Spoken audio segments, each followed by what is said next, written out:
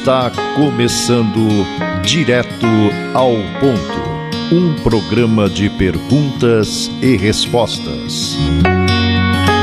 Direto ao Ponto, a sua dúvida analisada de forma lógica e equilibrada.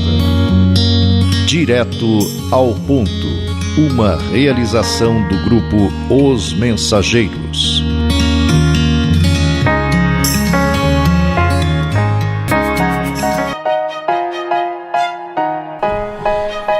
Alô amigos, aqui estamos para apresentar as respostas que você procura perante as dúvidas e conflitos apresentados pela visão espírita, filosófica, científica e religiosa. Indo direto ao ponto, vamos à primeira pergunta do programa de hoje. O que é e de que forma se identifica a obsessão? Obsessão é a ação quase que permanente de um espírito estranho que leva a pessoa a ser solicitada por uma necessidade incessante de agir desta ou daquela maneira e de fazer isto ou aquilo. A subjugação é uma ligação moral que paralisa a vontade de quem a sofre, impelindo a pessoa às mais desarrazoadas ações e, por vezes, as mais contrárias ao seu próprio interesse.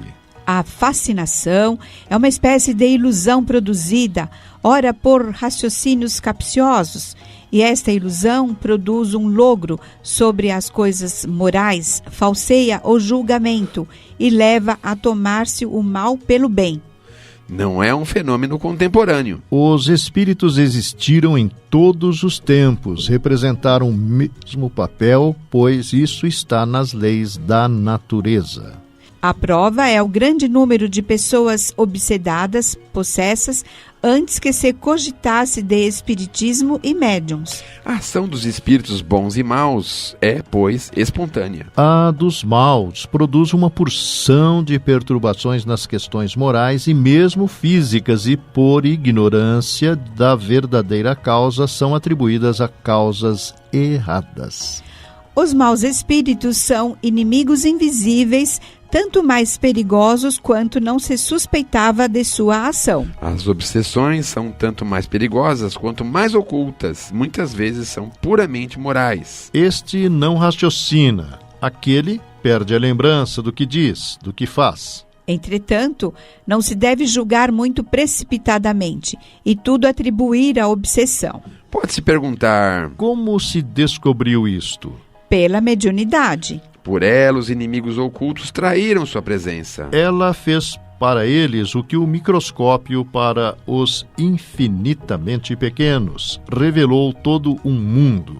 O espiritismo não atraiu os maus espíritos. Descobriu-os e forneceu os meios de lhes paralisar a ação. E, consequentemente, os afastar. Ele não trouxe o mal, pois este sempre existiu. Ao contrário, trouxe o remédio ao mal, mostrando-lhe as causas. Uma vez reconhecida a ação do mundo invisível, ter-se-á a chave de uma porção de fenômenos incompreendidos. A ciência, enriquecida com esta nova lei, verá novos horizontes à sua frente. Quando chegará lá? Quando não mais professar o materialismo. Este lhe detém o avanço, com barreiras intransponíveis. Todos estão então sujeitos ao assédio e influência obsessiva? Os espíritos não são iguais nem em poder, nem em conhecimento, nem em sabedoria. Como não passam de almas humanas desembaraçadas do seu invólucro corporal, ainda apresentam uma variedade de tipos maior que a que encontramos entre os homens da Terra. Estamos incessantemente cercados por uma nuvem de espíritos que, nem por serem invisíveis aos nossos olhos materiais, deixam de estar no espaço. Ao redor de nós, ao nosso lado, espiando os nossos atos, lendo nossos pensamentos. Uns para nos fazer bem, outros para nos fazer mal, segundo os espíritos bons ou maus. Pela inferioridade física e moral de nosso globo na hierarquia dos mundos, os espíritos inferiores aqui são mais numerosos que os superiores. Os maus espíritos só se dirigem àqueles a quem sabem poder dominar. Não àqueles a quem a superioridade moral não dizemos intelectual. Blinda contra os ataques. Tais argumentos nos remetem à dúvida. O que é autoobsessão? A memória é um disco vivo e milagroso. Fotografa as imagens de nossas ações e recolhe o som de quanto falamos e ouvimos. Por intermédio dela, somos condenados ou absolvidos dentro de nós mesmos. Não importa o tempo que mantenhamos o remorso à distância. Cada pensamento de indignação das vítimas que se faz nas vivências que se tem circula na atmosfera psíquica do agressor, esperando ensejo de fazer-se sentir. Além disso, com a maneira cruel de proceder, atrai-se a convivência constante de entidades de péssimo comportamento que vão lhe arruinando o teor da vida mental. Até que o remorso abra brechas na fortaleza em que o agressor se entrincheira. As forças acumuladas do pensamento destrutivos que a pessoa provoca sobre si, através da conduta irrefletida a que se entrega levianamente, libertas de súbito pela aflição e pelo medo, quebram a fantasiosa resistência orgânica quais tempestades que se sucedem furiosas. Sobrevindo à crise, energias desequilibradas da mente em desvario vergastam os delicados órgãos do corpo físico. Os mais vulneráveis sofrem consequências terríveis, especialmente através da obsessão e vampirismo espiritual. A origem está na perda do veículo físico, na deficiência espiritual em que se encontram os viciados químicos ou sensoriais, como no campo do sexo. Tal condição deixa o espírito integralmente desarvorado, como um náufrago dentro da noite. Sintoniza-se com o organismo da criatura com que se afiniza a quem possa obsedar. Nele encontra novo instrumento de sensação. Vendo por seus olhos, ouvindo por seus ouvidos, muitas vezes falando por sua boca, vitalizando-se com os alimentos comuns consumidos pela vítima. Nessa simbiose vivem ambos, por vezes por anos seguidos, requerendo para se curar das fobias que se refletem da mente do obsessor, sejam afastados os fluidos que envolvem o obsediado. Assim como a coluna, abalada pelo abraço constringente da Hera, reclama limpeza em favor do reajuste.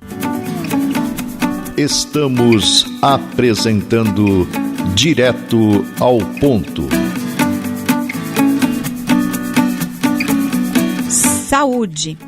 Como defini-la a partir de uma visão espiritual do ser humano?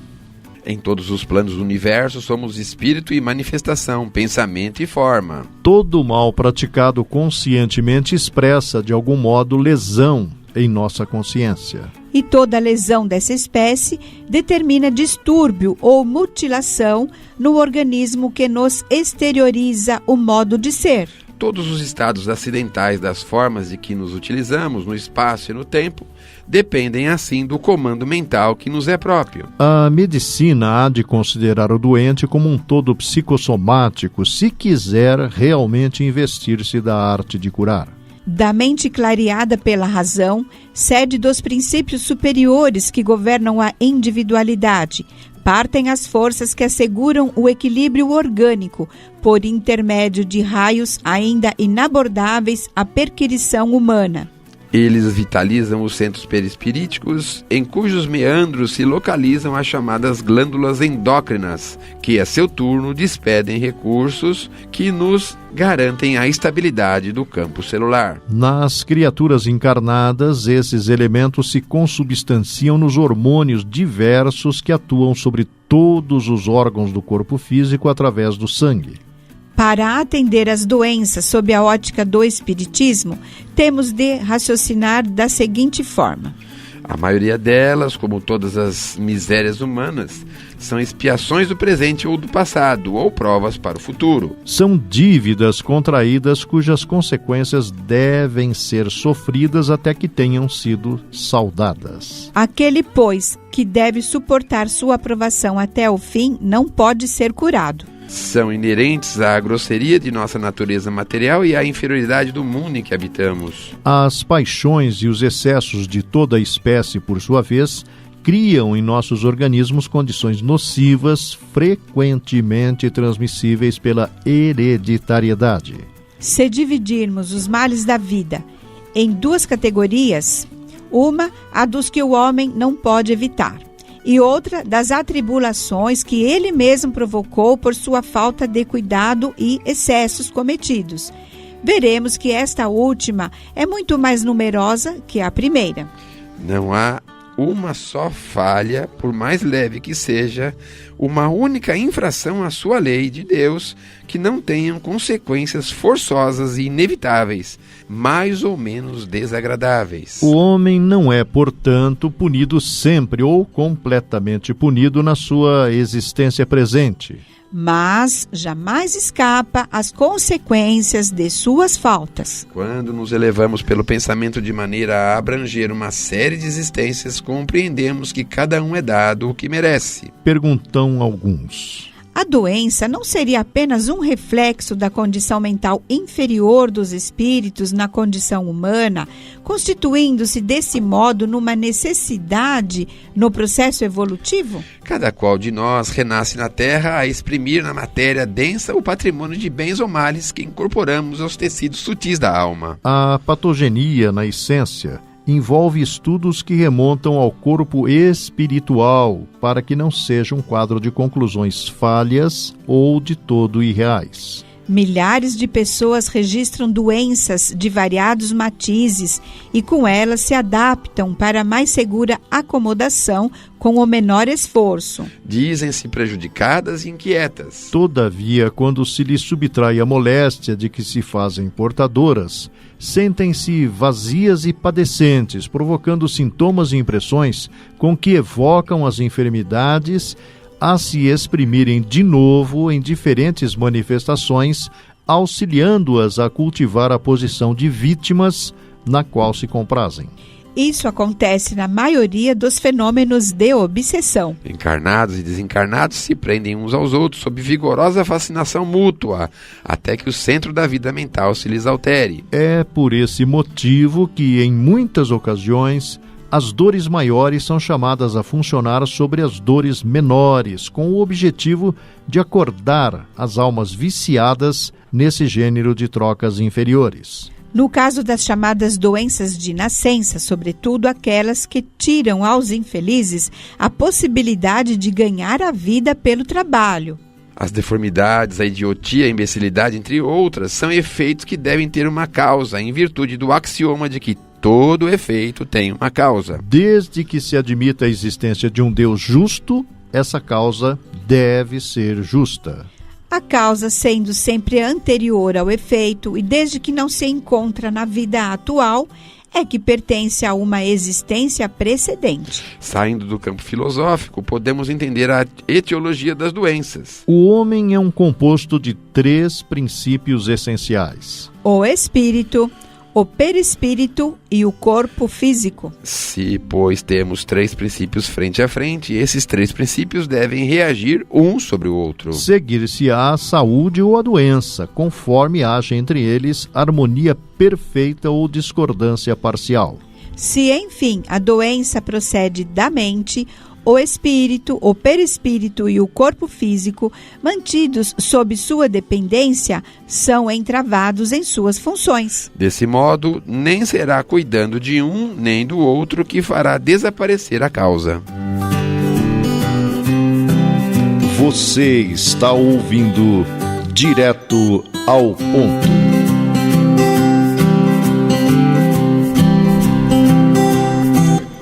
Qual possa ser a utilidade do Espiritismo, visto como antes que este viesse e hoje, sem ser por ele, podíamos e podemos alcançar a salvação?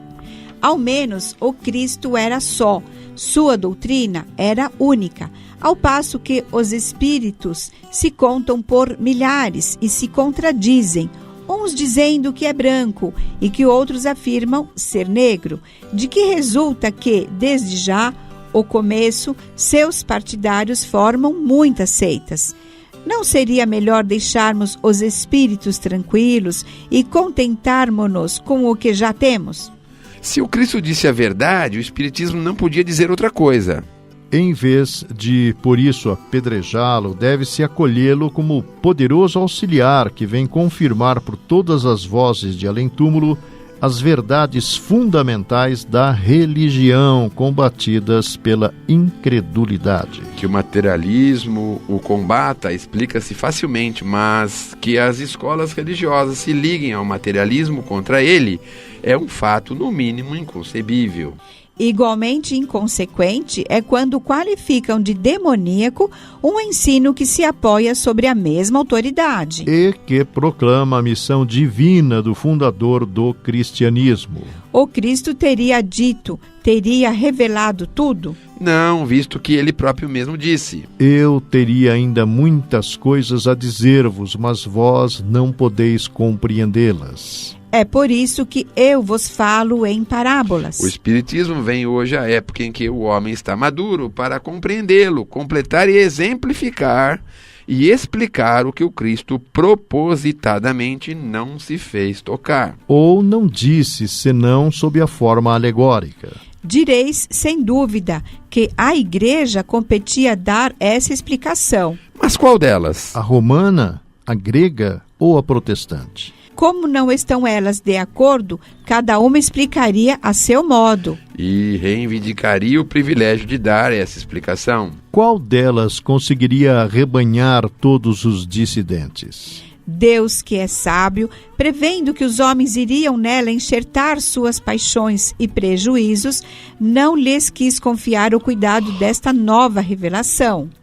Deu-a aos espíritos, seus mensageiros, que o proclamaram por todos os pontos do globo, fora dos limites particulares de qualquer culto, a fim de que ela possa aplicar-se a todas. E nenhum a transforme em objeto de exploração. Por outro lado, os diversos cultos cristãos não se terão em coisa alguma apartado do caminho traçado pelo Cristo? Seus preceitos de moral serão escrupulosamente observados? Não se lhe tem desnaturado as palavras, a fim de que possam servir de apoio à ambição e às paixões humanas, quando elas lealmente condenam isso? Ora, o Espiritismo, pela voz dos Espíritos enviados de Deus, vem chamar à estrita observância de seus preceitos, aqueles que delas se arredam. Nós nos iludimos dando o nome de seitas a algumas divergências de opiniões relativas aos fenômenos espíritas. Não é de admirar que no começo de uma ciência, quando ainda as observações eram incompletas para muitos, tenham surgido teorias contraditórias. Essas teorias, porém, repousam sobre pontos de minúcias e não sobre o princípio fundamental. Podem constituir escolas que expliquem certos fatos a seu modo. Porém, não são seitas, como não o são os diferentes sistemas que dividem os sábios nas ciências exatas. Em medicina, em física, etc. Riscai, pois, a palavra seita, que é imprópria ao nosso caso. A quantas seitas não tem o cristianismo dado nascimento desde sua origem? Porque não teve bastante poder a palavra do Cristo para impor silêncio a todas as controvérsias. Porque é ela suscetível de interpretações que ainda hoje dividem os cristãos em diferentes igrejas. Pretendendo todas elas possuir exclusivamente a verdade necessária à salvação. Detestando-se intimamente a anatematização em nome do seu divino mestre, que não pregou senão o amor e a caridade. Fraqueza dos homens, direis vós. Seja então como quereis que o Espiritismo triunfe subitamente dessa fraqueza, transforme a humildade. Como por encanto? Vamos à questão da utilidade. Dizem que o Espiritismo nada revela de novo. É um erro. Ele ensina, ao contrário, muito àqueles que não se limitam a um estudo superficial. Não fizesse ele mais que substituir a máxima: fora da caridade não há salvação, que reúne os homens àquela. Fora da igreja não há salvação, que os divide. Para que a sua vinda marcasse uma nova era à humanidade. Dissestes que se podia passar sem ele. Concordo, como também se podia passar sem muitas das descobertas científicas. Os homens certamente viviam bem antes da descoberta de todos os novos planetas. Antes que se tivesse calculado as eclipses. Antes que se conhecesse o mundo microscópico. e sem outras coisas. O camponês, para viver e fazer germinar o trigo, não tem necessidade de saber o que é um cometa. Entretanto, ninguém nega que todas essas coisas alargam o círculo das ideias E nos fazem compreender melhor as leis da natureza. Ora, o mundo dos espíritos é uma dessas leis que o Espiritismo nos faz conhecer. Ele nos ensina a influência que esse mundo exerce sobre o mundo corpóreo. Suponhamos que a isso se limitasse a sua utilidade, já não seria muita revelação de tal potência? Vejamos agora a sua influência moral. Admitamos que ele nada ensine sob este ponto de vista. Qual é o maior inimigo da religião? O materialismo, porque o materialista não crê em coisa alguma. Ora, o espiritismo é a negação do materialismo, que já não tem razão de ser. Não é mais pelo raciocínio, pela fé cega que se diz ao materialista que nem tudo se acaba com o corpo. É pelos fatos que se lhe mostram visíveis e palpáveis. Não será isso um pequeno serviço prestado à humanidade e à religião? Porém, isso ainda não é tudo. A certeza da vida futura, o quadro vivo daqueles que nos precederam nela, mostram a necessidade do bem e as consequências inevitáveis do mal. Eis porque, sem ser uma religião, o espiritismo se prende essencialmente às ideias religiosas. Desenvolve-as naqueles que não as possuem, fortifica-as nos que não as têm incertas. A religião encontra, pois, um apoio nele. Não para as pessoas de vistas estreitas, que a veem integralmente na doutrina do fogo eterno. A letra mais que o espírito, mas para aqueles que a veem segundo a grandeza e a majestade de Deus. Em outra palavra, o espiritismo engrandece e eleva as ideias. Combate os abusos engendrados pelo egoísmo, a cobiça e a ambição. Mas quem terá a coragem de defendê-los e se declarar em seus campeões? Se ele não é indispensável à salvação, facilita-a firmando-nos no caminho do bem. Além disso, que homem sensato ousará avançar que a falta de ortodoxia é mais repreensível aos olhos de Deus que o ateísmo ou o materialismo? Apresento claramente as questões seguintes. Há quantos combatem o espiritismo sob o ponto de vista de suas consequências religiosas? Primeiro, quem terá melhor quinhão na vida futura? Aquele que não crê em coisa alguma ou aquele que, crente das verdades gerais, não admite certas partes do dogma? Segundo, o protestante e o cismático serão confundidos na mesma reprovação que o ateu e o materialista? Terceiro, o que não é ortodoxo no rigor da palavra, mas faz o bem que pode. Que é bom e indulgente para com o próximo. Leal em suas relações sociais. Deve contar menos com a salvação do que aquele que crê em tudo, mas é duro, egoísta e baldo de caridade. Que terá mais valor aos olhos de Deus? A prática das virtudes cristãs sem a dos deveres da ortodoxia ou a desses últimos sem a da moral? O melhor meio de se esclarecerem sobre espiritismo é estudar previamente a teoria. Os fatos virão depois, naturalmente, e serão facilmente compreendidos, qualquer que seja a ordem em que as circunstâncias os façam vir. A ignorância dos princípios fundamentais do espiritismo é a causa das falsas avaliações da maioria daqueles que querem julgar o que não compreendem. Ou que se baseiam em ideias pré-concebidas. Direto ao ponto em 1 minuto.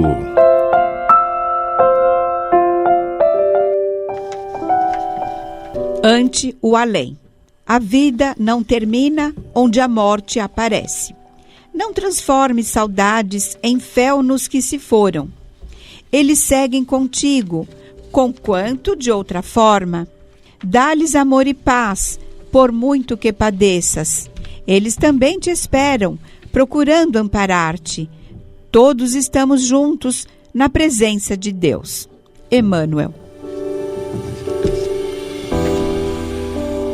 Muito bem, meus amigos. Nós vamos percebendo aí, na linguagem rápida e direta de Emmanuel, de que não estamos aqui pela primeira vez e nem que a nossa vida seja exígua ou pequena ou insignificante. nós vamos perceber por suas palavras de que a vida continua. Nós continuamos a nossa vida.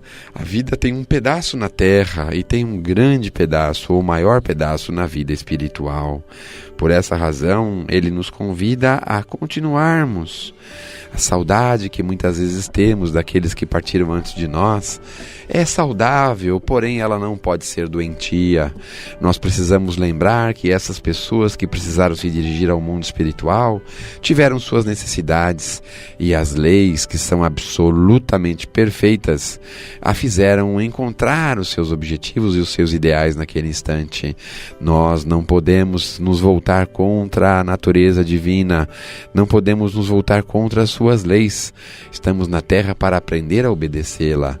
Por essas e por outras razões, nós vamos percebendo de que o amor, em verdade, nos aproxima.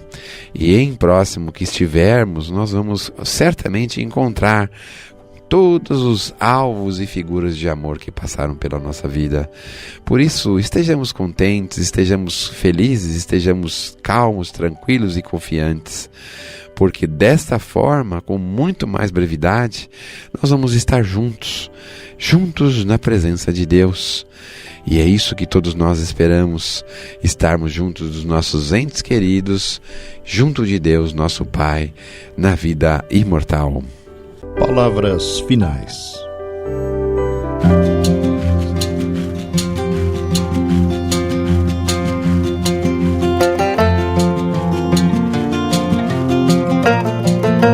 O Grupo Espírita Os Mensageiros é uma entidade dedicada à difusão da mensagem espírita, sobretudo as recebidas pelo médium Francisco Cândido Xavier, e atua de forma absolutamente gratuita, tanto no Brasil como no exterior. Publica também o jornal Os Mensageiros. O Grupo Espírita Os Mensageiros tem também o seu braço social, a AME, que mantém atividades sociais no Glicério e em Carapicuíba, além de Piedade. Venha conhecer-nos. Escreva-nos para se inteirar das demais atividades do grupo, enviando-nos sua correspondência para a Caixa Postal 522, CEP 01031 970, São Paulo, São Paulo, ou pelo endereço eletrônico mensageiros@mensageiros.org.br. Escreva, enviando-nos suas dúvidas, manifestando comentários ou opiniões. Na próxima semana, convidamos você para irmos direto ao ponto.